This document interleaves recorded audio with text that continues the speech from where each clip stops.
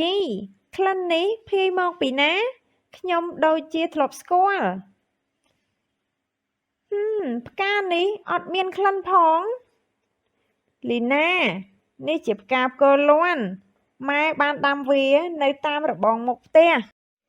សូមជូនរឿងក្លិនចម្លែកនេះជាវិស្មកាលធំលីណាបានទៅលេងផ្ទះអ៊ំស្រីនីនៅឯស្រែមួយរយៈពេលខ្លីលីណាសប្បាយចិត្តណាស់ព្រោះទីនេះមានទេសភាពស្រស់ស្អាតប្លែកពីផ្ទះនាងនៅឯភ្នំពេញជាងនេះទៅទៀតលីណារីករាយដោយបានលេងជាមួយបរិនដែលជាបងជីដូនមួយ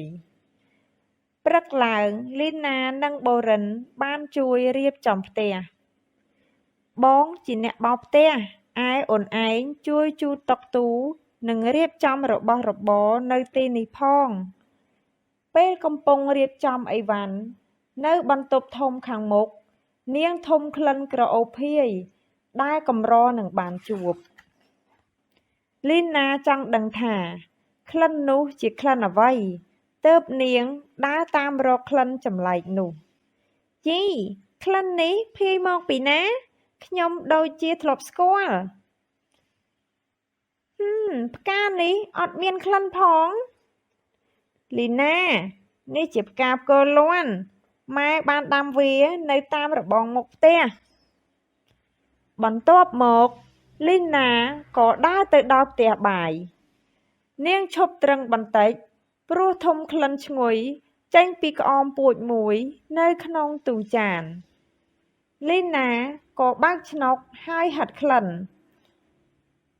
ឈ្ងុយនេះណាតែពុំមែនជាក្លិនដែលខ្ញុំកំពុងរកទេក្នុងក្អមពួចនេះជាស្ករត្នោតទេតាលីណាក៏យកក្អមពួចទុកក្នុងទូចានវិញ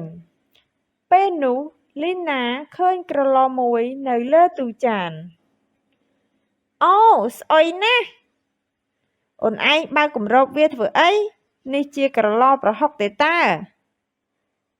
ធំក្លិនចម្លែកនោះជាក្លិនអ្វីទៅណោះលុះដើរមកដល់ជង្រុកស្រូវ